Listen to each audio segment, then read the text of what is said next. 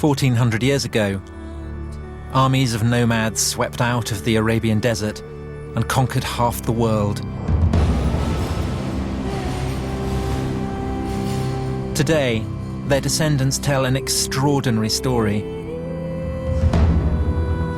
They say that God sent them a prophet, Muhammad, and that God then gave them an empire. But is it really true? Not everyone is so sure. The Muslim conquests were one of the most decisive events in history. But were the Arabs in the 7th century even Muslims at all?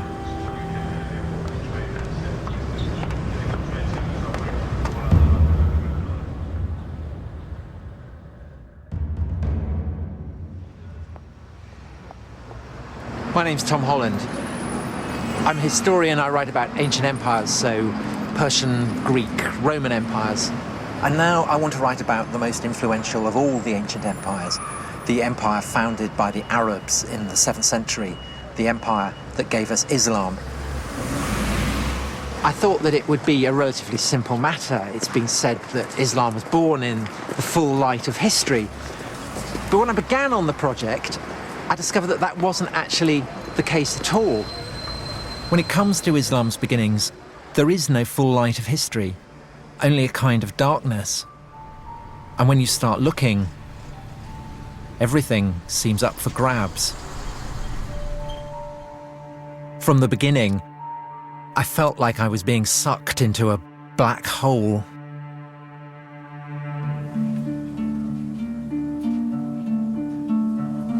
The problem of writing the history of the rise of Islam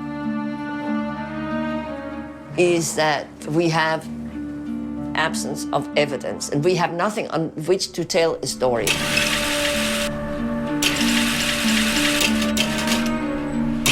I had expected Muslim testimony from the 7th century, but there's nothing there. I can't find anything.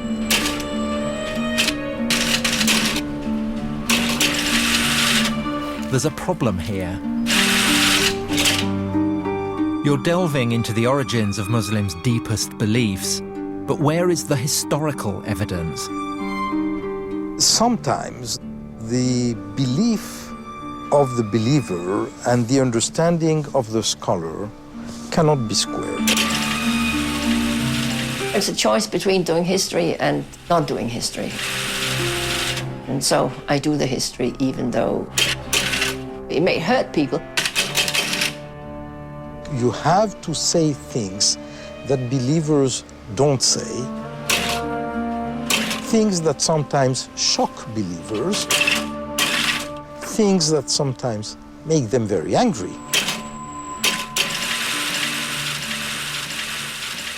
There's a sense of the detective story about it.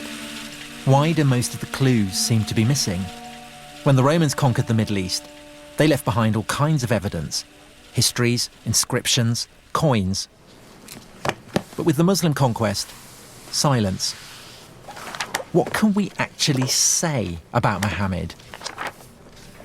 What do we really know about the origins of Islam? Where to begin? Well, maybe we should start at the beginning of the 7th century. It is 5 minutes to midnight, and the ancient world is about to change forever.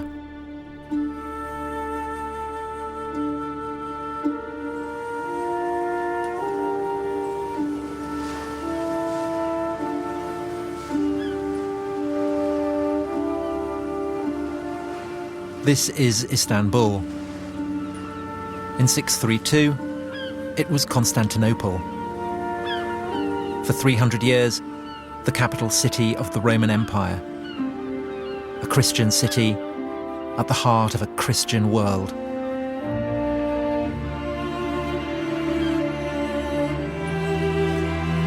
A universal religion for a universal empire.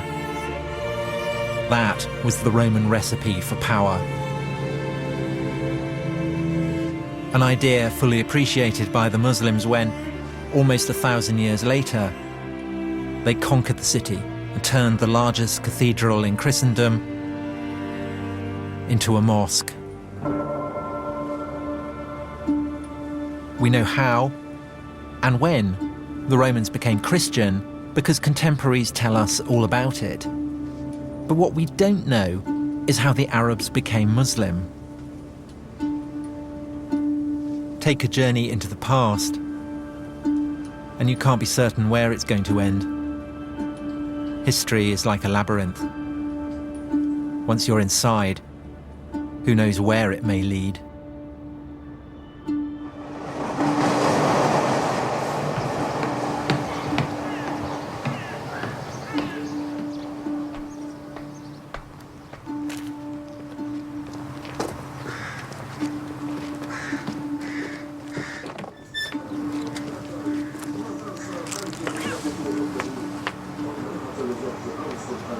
So here we are, the great palace of the Roman emperors of Christian Constantinople.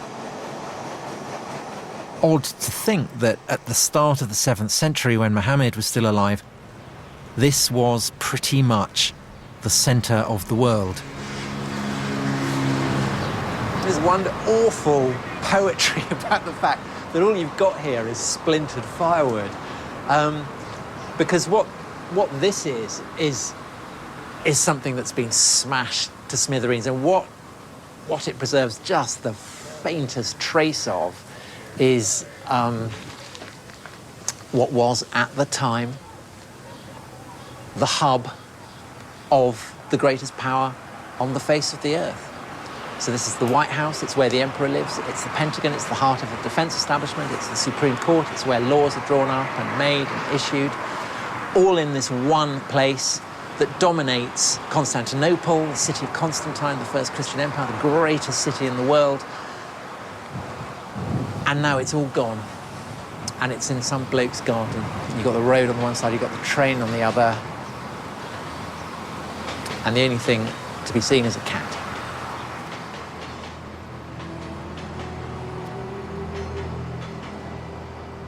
By 630, the Roman Empire had just overcome the worst crisis in its history. Its old enemies, the Persians, had overrun its fairest provinces. Persian troops had reached the very walls of Constantinople itself. Then, after 25 years of war, the Persians were defeated. The Roman Emperor was, once again, master of the universe. At such a moment, how could he have had any conceivable idea of the ruin that the heavens had in store for him?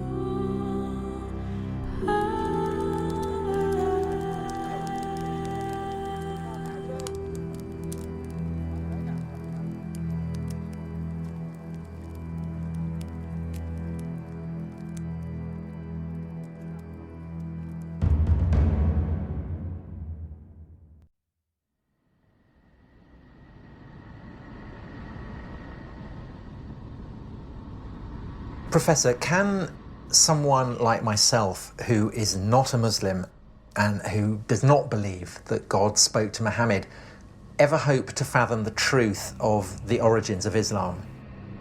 No.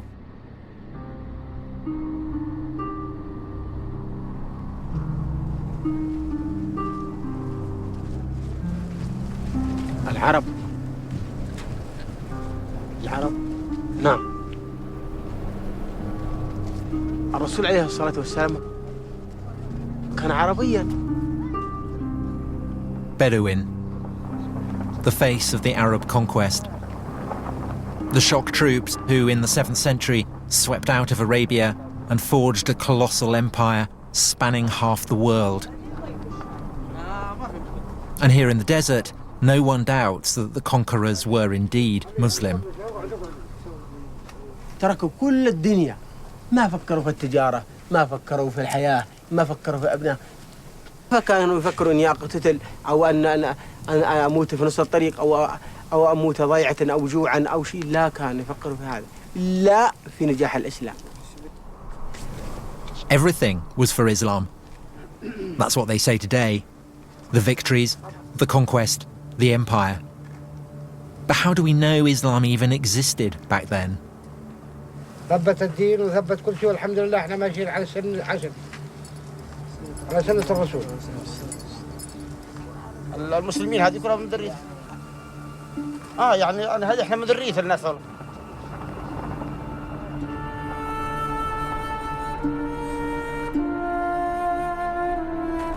To the ancients, the Arabs were notorious savages.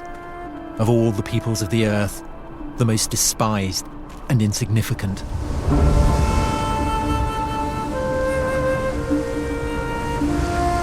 Yet after 10 years, in the first half of the 7th century, they deprived the Roman Empire of her richest provinces, crushed the Persian Empire, and taken possession of most of the Middle East. A staggering achievement. For most Muslims, a miracle. Only God could have made it happen. Bedouin Arabs. They're the margin of history during the Roman Empire. That through such a people, the whole of North Africa and Spain should be transformed in just a few decades, and a whole new civilization created within a century from China to France.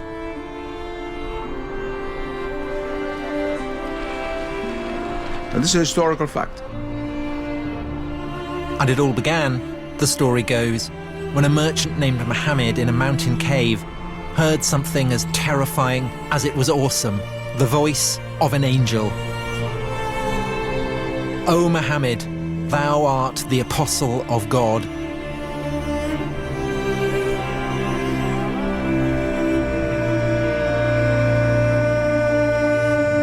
God had spoken to the Arabs.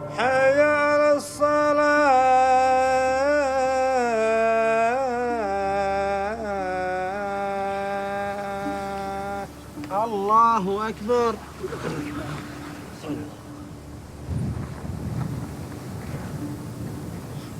Allahu Akbar. The message was as clear as it was elemental. Allahu Akbar. There is only one God. Muhammad is the prophet of God. Sami Allah. Islam is submission to God. And it was this message that gave them an empire.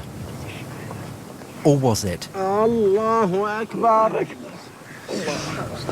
No one doubts the conquests really took place. But the question is, was it because of Islam?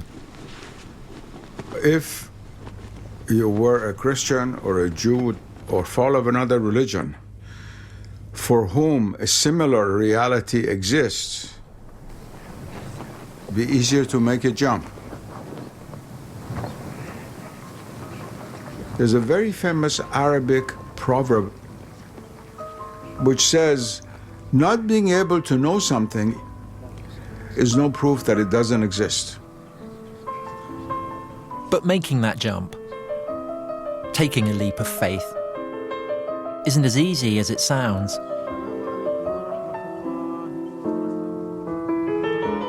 In Western universities, historical research is all about skepticism and doubt. And just as earlier generations of scholars turned a penetrating spotlight on the life of Jesus, so now some are taking a radical new look at the life of Muhammad. Patricia Kroner is a professor at Princeton. She is one of a number of historians whose research into the roots of Islam has sharply divided the world of early Islamic studies. You cannot reject the Muslim story, she wrote, but you cannot accept it either. The only solution is to step outside of the Islamic tradition and start again. There is a curtain as regards Muhammad that you can't get behind.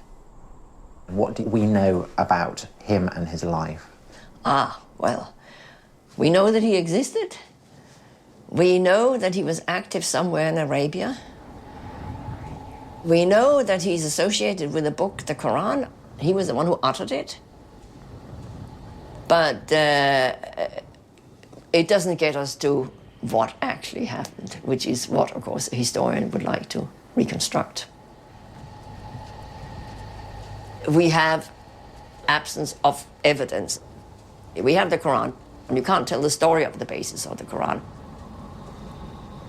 We have various early non-Muslim sources. They don't add up to a story. We have nothing. We have this one book out of a nothing. There's complete darkness. But here, that's not the way they see things. The Bedouin think they know everything about Muhammad. His character, his wives, even his favourite food. This is a whole world founded on stories of Muhammad. كان يعيش الرسول على الجمال، وكانت هي الوحيدة الذي يتنقل عليها البدو والأجمال والإسلام، وإحنا على هذه نعيش ونتحمل الصبر إن الصبر كويس، ونصبر على الماء على الظما والأكل والجوع. ولكن هذا يعاني فيها الرسول وكانت الجيش لأجل الإسلام، لنصبر هذا الصبر، لنقطع هذه الصحاري، لننشر كلمة الإسلام إن شاء الله. But the problem is, how do we know this was what it was like? How can we separate what really happened from the hearsay and the myths? Do we know, did the Prophet Muhammad come here, Huna? Yes, يوان كان خرج من مكة إلى مناطق الشام وجاء على منطقة فجلس في شجرة في الصفاوي. Was there a tree? Was Muhammad even a travelling merchant? The evidence is almost non-existent. The earliest biographies we have were written nearly 200 years after Muhammad's lifetime. In most religions, the tradition was handed down through oral history for millennia. This is put aside. That was called positive history. The oral tradition is completely negated. Well, oral tradition means that you remember what you want. Some of it must be history, and most of it is clearly not history. It's just that they have been reshaped, rethought. They have been taken out of their original context, serving new functions. They've been cleaned up by all kinds, or cleaned up or messed up, if you like, by all kinds of interests that people have in the memory. If supposing there is no written text of the time of the Prophet mentioning his name, the same is true of Christ, the same is true of Moses. That doesn't mean anything because there's always the oral tradition. Sometimes if you have other sources from other points of view, you can suddenly see what it is that's been changed, and then when you can see that, you can also see why it has changed. But because Islam arose in a relatively remote corner of the world, we don't have these checks. We don't yet have the key that can unlock the tradition.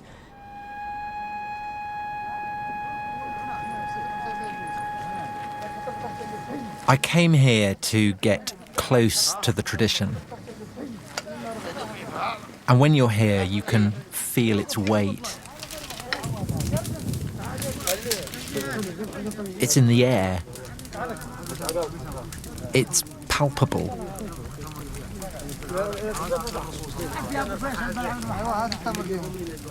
It can't just be brushed aside. Millions upon millions of people believe it. This is their history.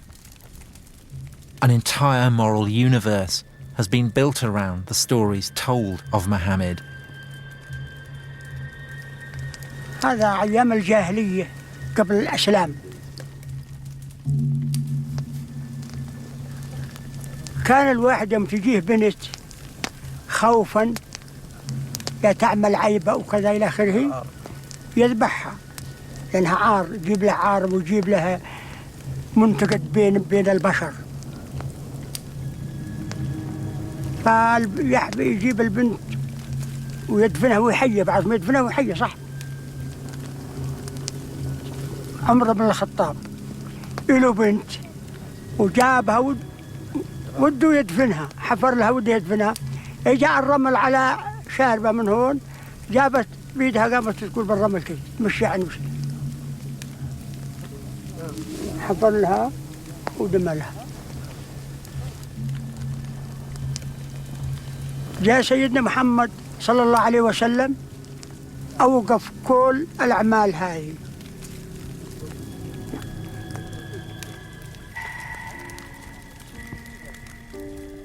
Listening to all these stories, part of me very moved. The other part of me was wondering, well, how do you know this? Where do these stories come from? Are they really true?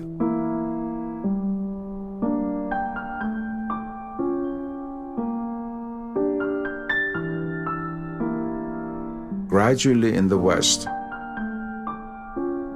for the intellectual elite, the sense of the sacred was lost.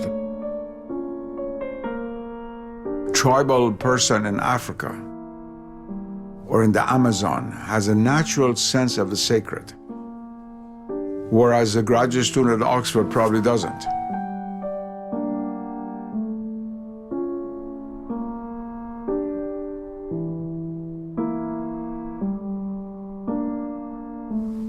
الله أكبر.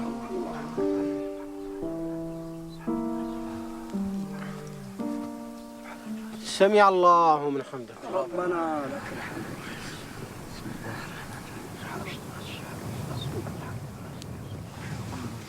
الله أكبر. الله أكبر. سبحان الله. الله أكبر. الله أكبر. يا رحمة الله. الله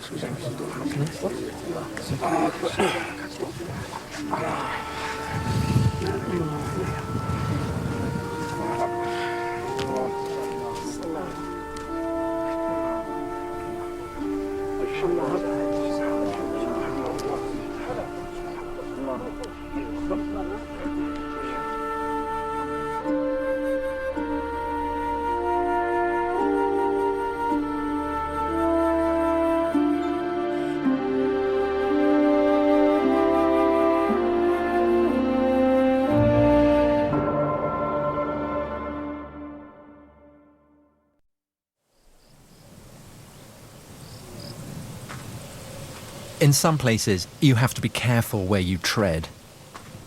Muslims believe that from the very beginning, the great Arab conquests were all about Islam.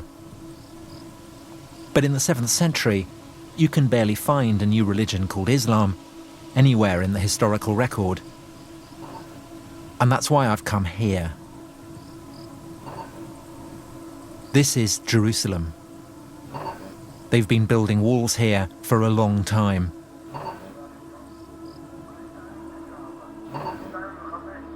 But they've never built a wall yet that could keep people safe forever.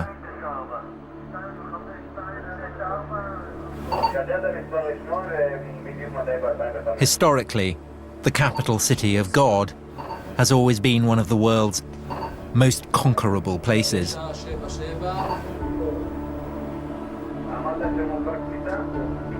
Here, if anywhere, in the one-time world of the Roman Empire, the 6th and 7th centuries live on. The same intensities, the same anxieties.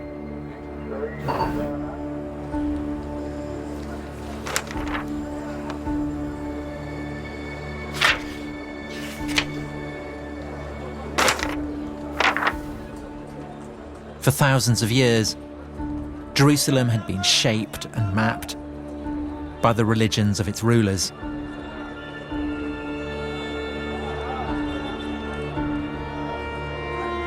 When the Jews ruled, they built a gigantic temple which dominated the city. Later, when the Roman Empire became Christian, Jerusalem was transformed into the world centre of Christian pilgrimage. Look at the street plan now, and you saw a map of a Christian world. The Jews were gone, airbrushed out of the picture. The Romans constructed a new Holy of Holies, the Holy Sepulchre, a vast cathedral raised over the traditionally accepted site of Jesus' crucifixion.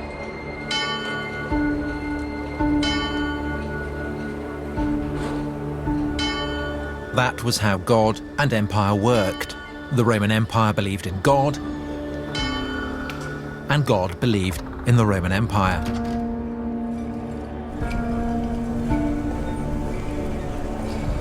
But then, in the year 636, God changed his mind. Arab marauders appear outside the walls. Sophronius, the city's bishop, writes that it is too dangerous to leave. The Arabs were closing in, and there was nothing people of Christian Jerusalem could do about it except to stay where they were, look out from their walls, and await the arrival of the Arabs.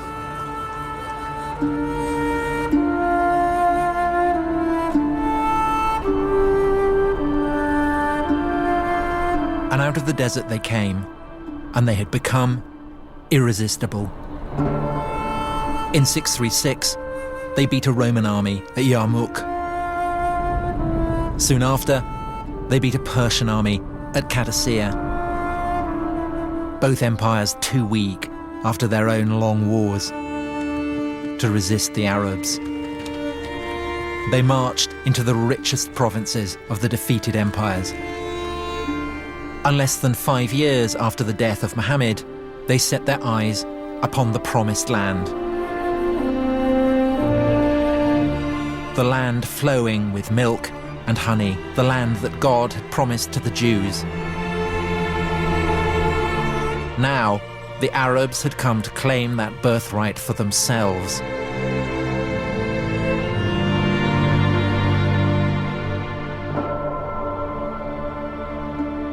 The children of Israel had made it a Jewish land. The Romans had made it a Christian, holy land. If the Arabs did arrive with a new religion, then we should be able to find its imprint here.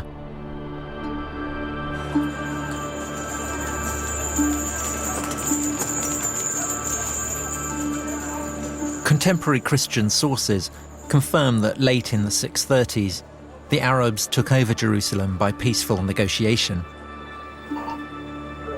But what they don't say is what the conqueror's religion was. The truth of the matter is we don't know what was the true religion of the first Arab conquerors. We have a problem because this group of people from Arabia is tiny, and they're ruling over much larger populations who are very well versed theologically, of Christians and Jews and Zoroastrians, but very sophisticated religious ideas. Why would these populations not have risen up in rebellion against their Muslim rulers if these Muslim rulers are trying to impose something totally different that was hostile to their own beliefs? What were the Arabs up to? What were their motives? We know they called themselves believers, but believers in what? Certain Christian contemporaries tell us that the Arabs believed in a single God and that they followed a guide or instructor. But in general, their understanding of what the Arabs believed was deeply confused. Was it a form of Judaism or some kind of Christianity? Or did they have a whole new religion of their own? for the Jews as well as for the Christians. These are people coming from the desert. They don't know who these people are. They don't really know what they believe. They hear things. But perhaps there was a clue. At first, the new Arab rulers seemed closer to the Jews. They weren't interested in the Christian holy places. Instead, they began praying on the ruins of the old Jewish temple. All this only added to the Christians' sense of paranoia. Behind the invasion of the Arabs, they began to suspect a Jewish conspiracy. The moment the Arabs took over Jerusalem, they headed straight up here to what then as now is a broad, open, man-made esplanade. The holiest place to Jews anywhere in the world. So the fact that the Arab conquerors came up here and started building a prayer hall on such a sensitive spot inevitably served to raise quite a few eyebrows. The Jews hoped that these Arabs from the desert come as liberators. They permitted the Jews to come back to the Temple Mount and pray there. And the Jews started believing that maybe there is something messianic in these people, and maybe their leader is the Messiah who will permit them to rebuild the temple. Christian theologians who speak about the Arab conquerors find it very hard to understand that they're dealing with a new religion. Who are they? One thing is absolutely clear. Nobody had any notion that the Arabs were doing what they were doing in the name of a freshly minted and coherent new religion, still less that what they were doing was in the name of something called Islam.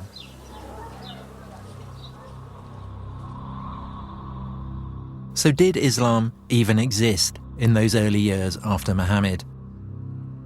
In Jerusalem, 30 years after the conquest, it was business as usual. There were Christian pilgrims in the streets. The churches were full. Ancient religions were practicing their ancient rites. But where was the prophet in all this? 30 years after the death of Muhammad, here in Jerusalem, an Arab warlord called Muawiyah was hailed as leader of the new Arab Empire. But if Muawiyah was a Muslim, then he showed precious little sign of it.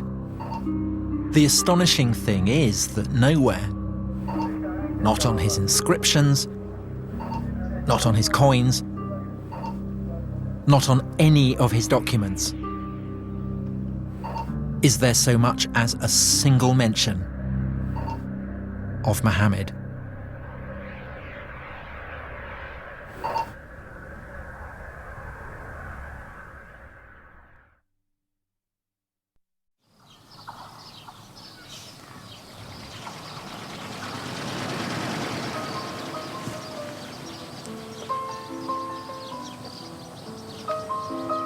I've been trying to trace the origins of Islam.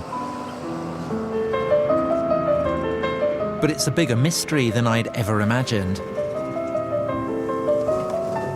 This is the Holy Book of Islam, and it's the earliest source for Islam that we have.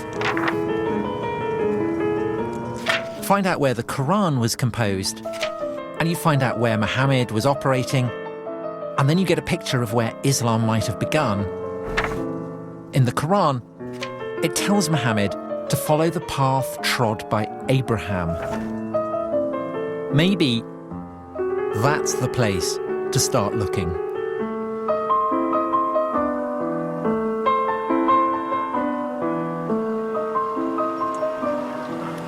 I'm in Hebron, which is a town on the West Bank, and I'm currently in a Jewish settlement. But Hebron is also very much a Palestinian city, and so the atmosphere is probably as tense as it is anywhere between Israelis and Palestinians. There are Israeli soldiers here with very large guns. And what they're guarding is this, the burial place of Abraham.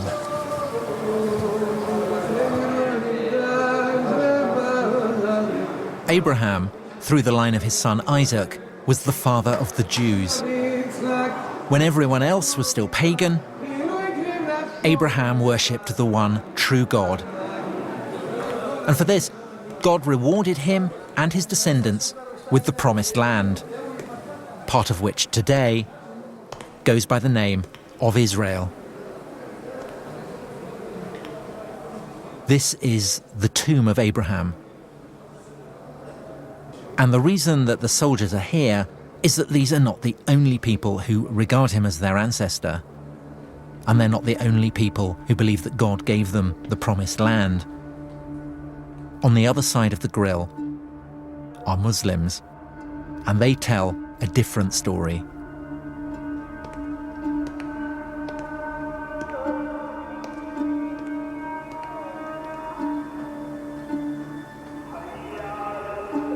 This is the Muslim side, and the reason they revere Abraham is because, as well as Isaac, he had another son, Ishmael, the father of the Arabs. This is the tomb of Abraham that we saw earlier from the Jewish side, but we're now looking at it from the Muslim side. The significance of Abraham and this association that was made between Arabs and Ishmaelites, the children of Ishmael, is actually much older than Islam itself. It remains central to Islam to this day. According to Muslims, Abraham is their prophet, and the religion he founded was not the religion of the Jews, but Islam. And in the Quran, we read that Ishmael helped Abraham to build a house of God at a place called Petra. Neither the Quran nor any contemporary source actually specifies where Petra was, but Muslims now would have absolutely no doubt that Petra is another name for a place deep in the Arabian deserts. Mecca.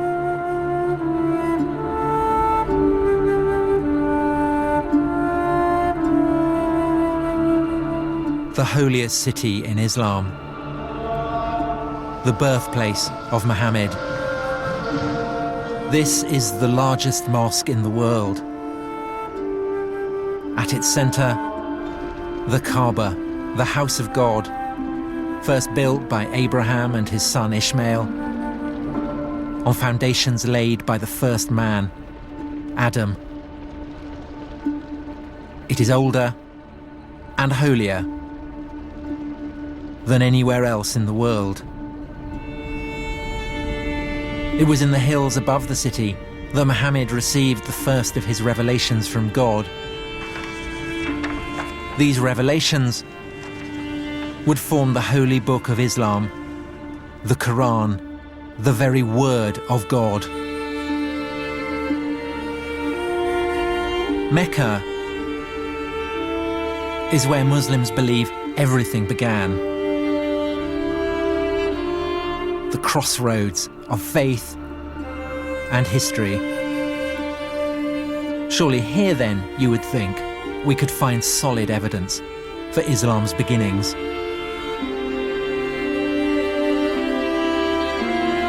But there is a problem. Aside from a single ambiguous mention in the Quran itself, there is no mention of Mecca, not one, in any datable text for over 100 years after Muhammad's death.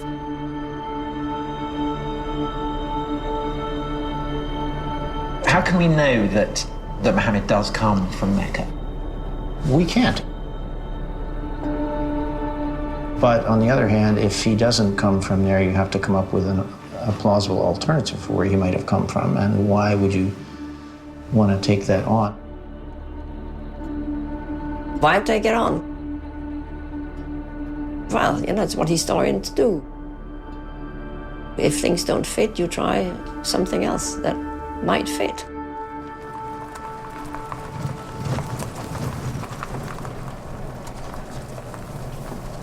Here we go. So this is it. Yeah, here we are. In the Quran, the faithful are instructed to pray in the direction of a holy sanctuary. But what it doesn't ever say is that this sanctuary stood at Mecca. And to some archaeologists, a few early mosques suggest something different. We're talking about one of the earliest examples we have of a mosque. And you date it 100 years after Muhammad? Somewhere within 100 years or so. Because here, as we go into it, you can see... This is it? This is it, yep.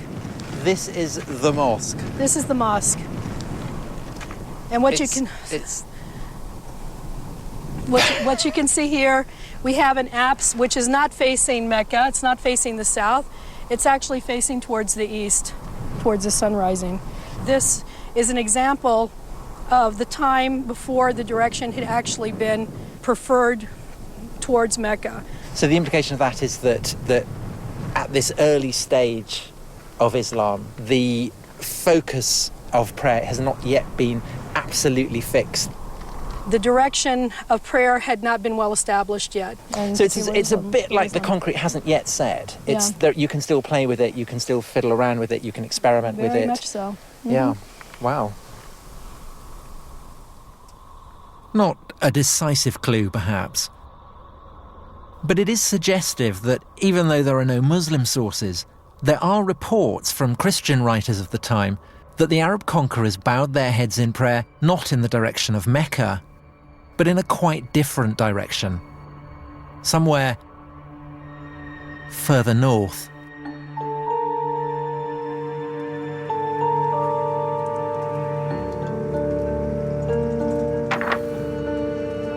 In the Quran, it never actually states that Muhammad lived in Mecca, nor that Mecca was where the first revelations took place. Does the material in the Quran point to Mecca being the setting for God's revelations to Muhammad? No, it doesn't. I mean, there is mention of a sanctuary. There is a sanctuary, for sure. But where is that sanctuary? That's, of course, we can't tell. It's devilishly difficult to sort of extract what the context might have been from the text itself. In Muslim tradition, the people of Mecca are pagans, worshippers of idols. But in fact, the people the Quran describes have a deep and sophisticated knowledge of the biblical tradition. The Quran retells biblical stories and alludes to biblical stories, not just biblical, but also post-biblical developments. All this is clearly known to the audience. It suggests that what we have is a kind of response on the part of, let us say, Muhammad, to the debates that were going on in Christian and Jewish communities, where they were debating theological issues and questions that come out of the Hebrew Bible and come out of the New Testament. And the Quran seems to be an effort to engage in the discussion. And so there's a strong connection with the late antique religious discourses that were alive throughout the Near East. So it's obviously not a pagan world we're looking for. The people in the Quran worship a single God, but it then accuses them of praying to beings other than God. And there's something else. The people the Prophet addresses in the Quran are farmers, agriculturalists. But there was no agriculture in Mecca. Mecca does not have an agrarian base. In Mecca, it seems to have been quite an arid valley. If Mecca is this barren, infertile place, how is it that in the Quran, the opponents of the Prophet are described as keeping cattle and growing olives and vines? Good question. This is one of the reasons why some scholars feel that the text of the Quran is really plugged into, say, Syria. Because that's where vines and olives grow, you would find much those further in north. Geographical Syria, right? You don't find olive trees in Mecca. So if Mecca wasn't the starting point of Islam, what was?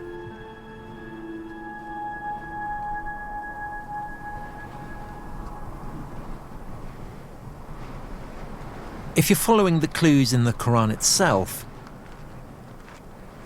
then you're looking for a landscape inhabited by olive-growing Arabs who have a deep knowledge of the biblical tradition, but whose worship of a single god might seem to some a little shop-soiled. This is the city of Avdat, in the Negev desert. Back in the early 7th century, it was an Arab city on the very fringes of the Roman Empire. Nominally Christian, but with hints of a recently pagan past.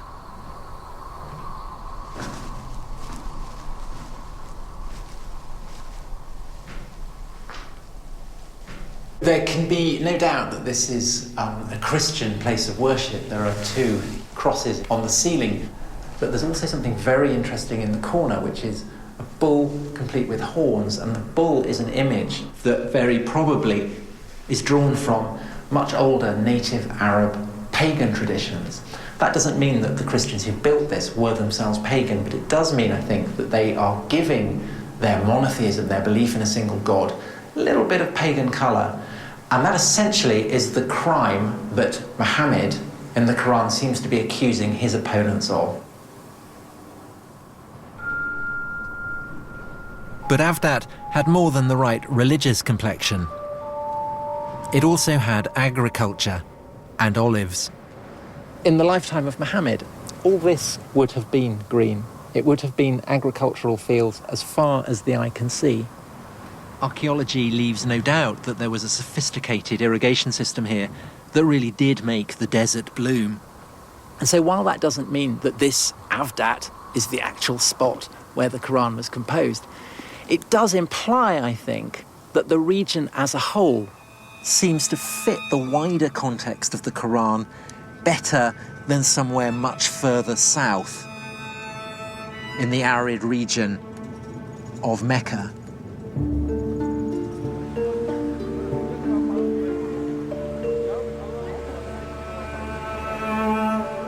When you read through and through the Quran, what's really striking as compared, say, to the Bible, which is full of allusions to recognizable landscapes that we know, in the Quran, it's an effort to find an allusion to any landscape or natural setting that we could actually pin down. In fact, in the whole of the Quran, there's really only the one exception. Not far from Avdat, a strange hint about where the Quran might actually have come from. We are on the southernmost shores of the Dead Sea, between what is now Israel and Jordan. Lot was the nephew of Abraham, and he went to settle down in a city called Sodom. And the people of Sodom were notoriously racy. Unsurprisingly, this provoked the wrath of God. He destroyed his city, and this is said to be the remains of Sodom, where the anger of God was poured down upon it. And the Quran. So also was Lot among those sent by us. Behold, we delivered him and his adherents, all except an old woman who was among those who lagged behind. Then we destroyed the rest. Truly, you pass by their sites by day and by night. But if the people being addressed by the prophet are passing this place by day and by night, then what's it doing here? 1,000 kilometers from Mecca.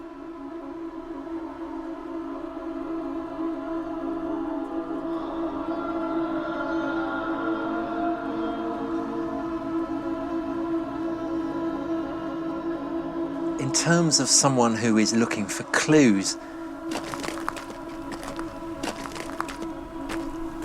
you are very much in the situation of someone who is panning for gold. And I think that this passage is just one little fleck.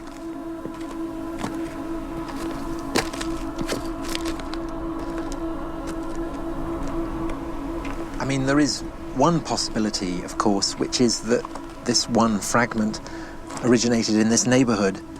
Perhaps the rest came from elsewhere. But that then begs the question of where all the various component parts of the Quran are coming from. Are they necessarily to be attributed to one person living at one time? Again, when you start asking that question, it's very hard to know how far to push it. It's from the West that this kind of history came up.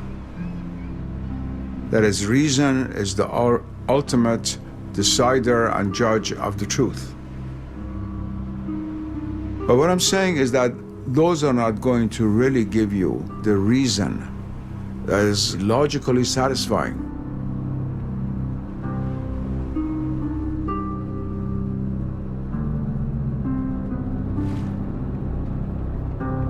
Where do you think the likeliest place of its origin? Well, that I don't know. That I don't know. I don't think I should speculate on that. Okay, all right. Okay. My greatest fear is that I'm completely wrong. I do sometimes wake up in the middle of the night and think I've got it completely wrong. Once the world is reduced to a mechanical world, then all other levels of reality lose their status as being real. And they're relegated to the realm of so-called superstition. And what is not seen is considered not to exist.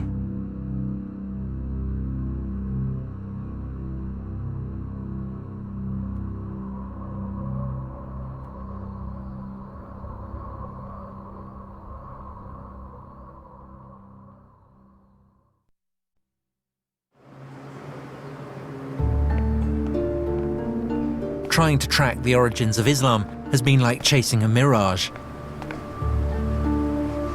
The Arabs conquer half the world, but they don't talk about Muhammad. There's no mention of Mecca. So what do they do in detective stories? They follow the money. Any of these? What's the first coin that actually mentions the name of the Prophet Muhammad on the coins? Do any of these coins mention Muhammad by name? With Muawiyah. Yeah, but is the name of the Prophet Muhammad mentioned? No. Every coin tells a story.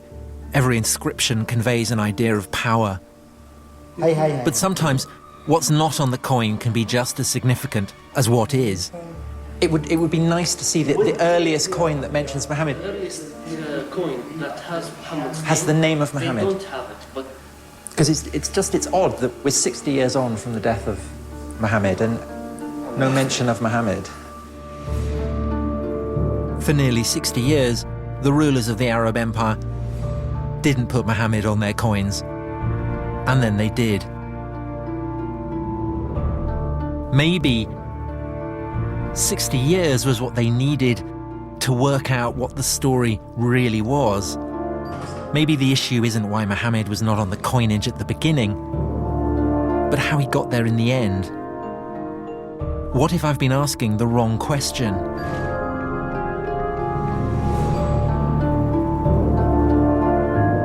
What if it wasn't Islam that gave birth to the Arab Empire, but the Arab Empire that gave birth to Islam? The empire was rich beyond imagining. By the mid-680s, it stretched from northern Persia to Egypt and North Africa. But who had the right to rule it? A vital question on which the Arabs could not agree. And with so much to play for, they began to turn upon themselves.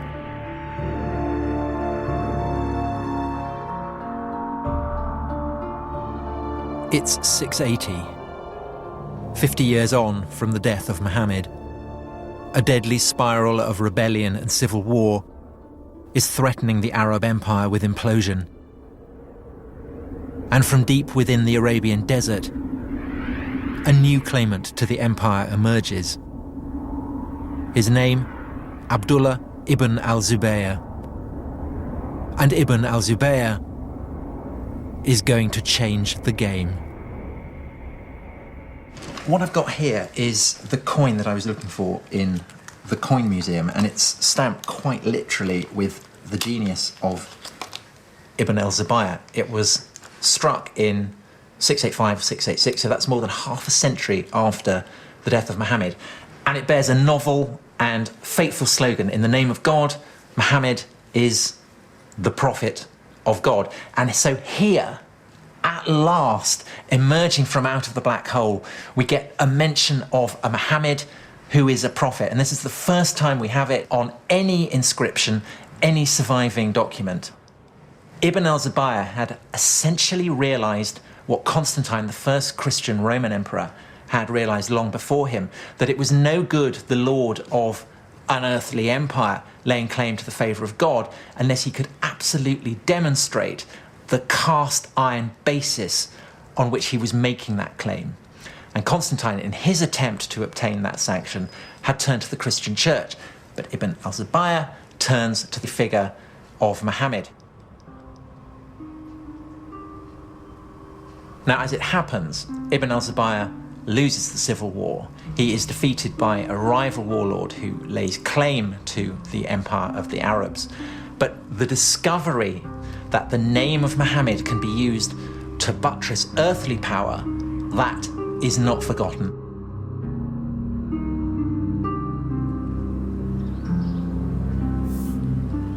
The civil war had been a very close-run thing.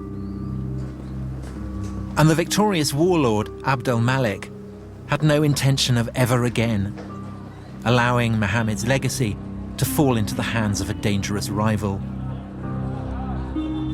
The Romans had known all about religion and power. When they had become Christian, they had redrawn the map of Jerusalem.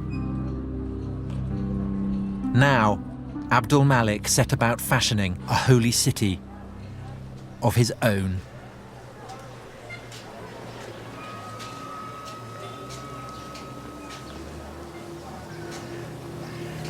God, it's beautiful. The Dome of the Rock. It's the oldest Islamic building in existence. In design, it was Roman. And Abd al-Malik was doing something else that was Roman, plugging his dominion into the power of God. On the walls, there is an unequivocal mission statement. Religion, in the eyes of God, is Islam.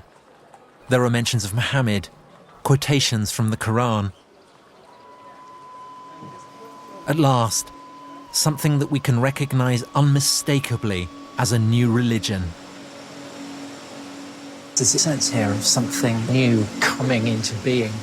There's the sense of the old, the Roman-style pillars and the mosaics. And yet, this is clearly not Roman, this is clearly not Christian. This is the beginning of something very, very potent, a harbinger of a spectacular future. It was built on the very site of the old Jewish temple. Down here, the foundation stone of the world, the very junction of heaven and earth.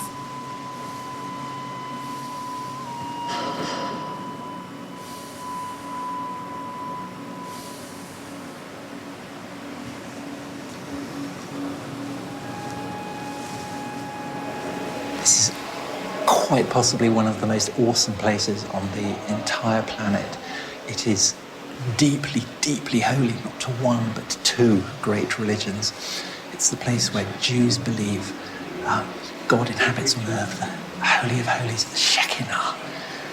And to Muslims, it is the cave that Muhammad prayed in after being brought here from Mecca before he ascended to heaven to be confirmed as the seal of the prophets.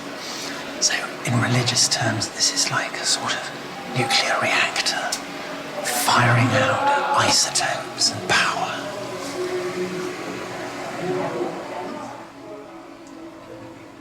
is certainly a very grand statement that we Muslims have superseded you Jews. And we have superseded you Christians by being filled with inscriptions directed against Christian Trinitarian beliefs. So it is Muslims saying, we are here, we've come to stay, and we are the winners. Abdul Malik now rules his empire as the deputy of God, just as the Christian Roman emperors had done. And like the Roman emperors, he has built a house of God in Jerusalem. But Abdul Malik, Lord of Jerusalem though he is also an Arab. Perhaps for Arabs, Jerusalem, for all its ancient and unrivaled potency, owed too much to the Jews and Christians to stand alone as the holy city of the new Arab empire.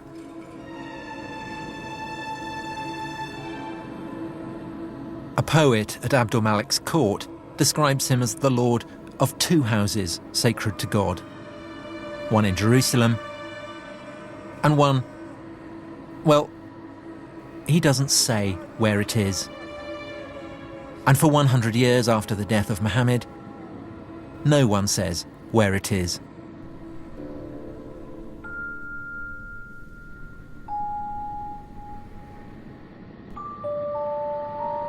All sources go on calling it a place in the desert. It's a sanctuary in the desert, without giving it a name. And at some point, this sanctuary must have been fixed at Mecca, in the middle of the desert. But why? The truth of the matter is we don't know what was the true religion of the first Arab conquerors. It's an Arab story. Arabs come from the desert. God is speaking to the Arabs. They don't want Jews or Christians having any influence on Muhammad. الرسول عليه الصلاة والسلام كان عربيا. المسلمين هذه كلها من ذريته. يعني هذه احنا من ذرية النسل. The Quran is in Arabic. The Quran is full of characters from the Bible. But if the book came out of the desert, how did these characters get there? We have nothing. We have this one book out of a nothing. We don't have the key that can unlock the tradition. But maybe that's the point. We're not supposed to unlock the tradition. God's message comes to a prophet. The prophet lives in a desert. There is no room for anyone else. It's remote. It's remote. It's uncontaminated. It's pure. It's a place where we can rule out that Muhammad got his ideas from others than God.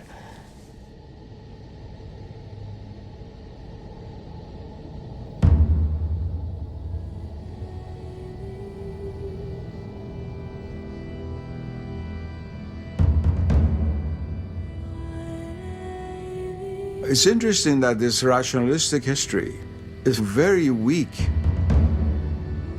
in being able to provide causes for certain effects. Not being able to know something is no proof that it doesn't exist. You begin by looking in the record, and all you find is emptiness. And you end up in the desert, and all you see is emptiness. But perhaps the emptiness is the answer. Maybe Mecca gave Islam what it most needed. A blank sheet where Muslims could put their prophet beyond the reach of history.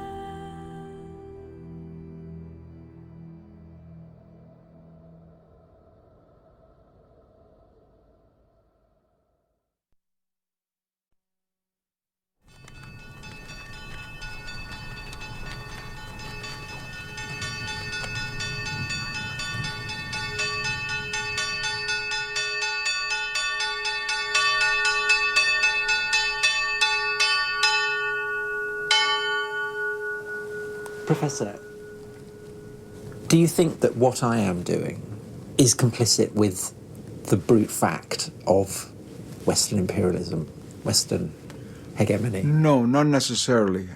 As long as you remain aware of what you're doing.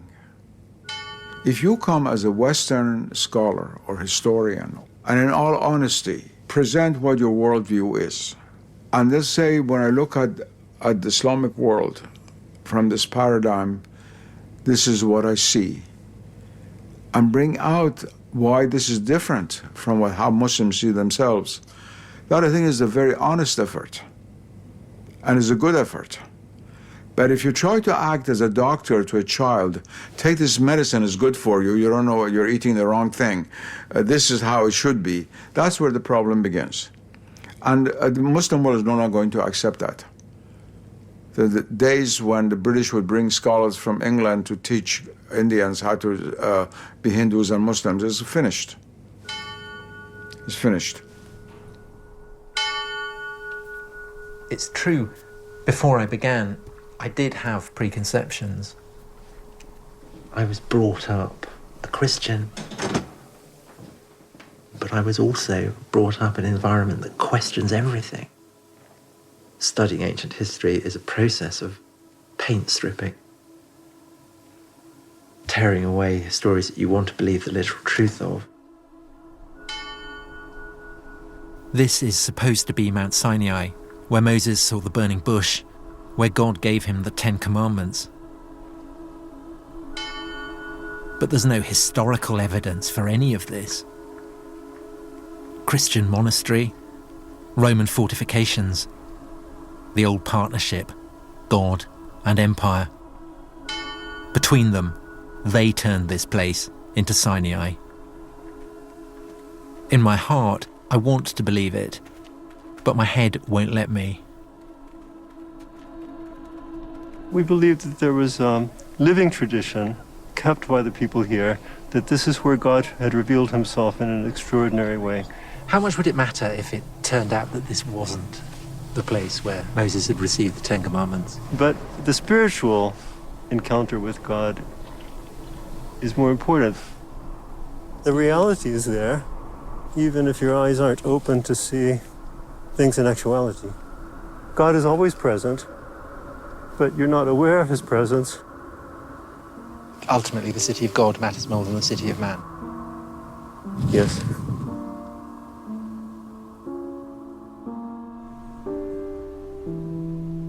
But as a historian, I have to presume that the city of God was built by man as well. I wanted to map the human past in human terms, to make a map that fits the facts. But I travelled to places where the maps revealed a heavenly plan, sacred lands, sacred places. A world where you don't have to believe in God to feel the power of God.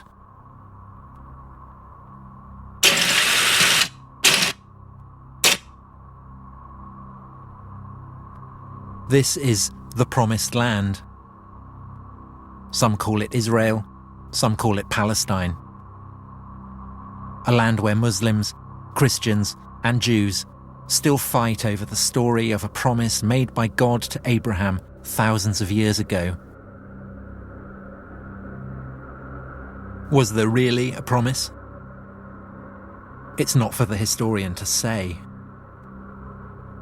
But the world believers make in the name of God, that is what history is about.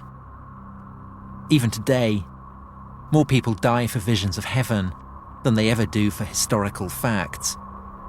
Stories that never happened can be infinitely more powerful than stories that did.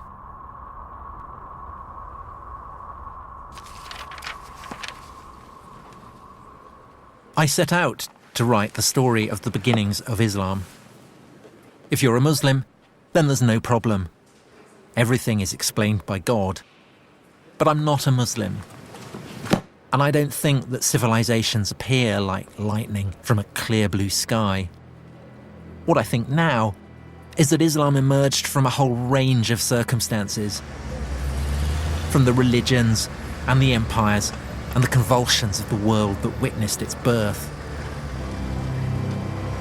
And yes, of course, it is still the case. The black hole that surrounds Islam's beginnings doesn't give up its secrets easily. But maybe we are getting somewhere.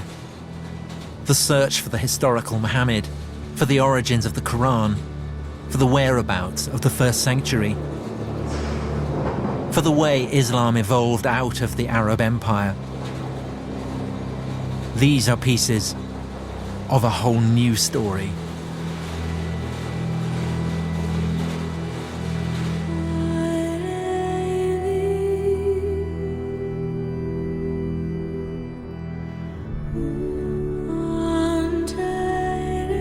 Tomorrow night, the wait is over. The Paralympic Games opening ceremony kicks off at 8. It's shrouded in secrecy, but I can tell you in all probability it won't feature Timothy Spall in a hat like the other one. Next tonight, 2 houses and 5 garages were full of stuff 6 months down the line. How's the big clean out coming along? Catch up with the obsessive compulsive hoarder.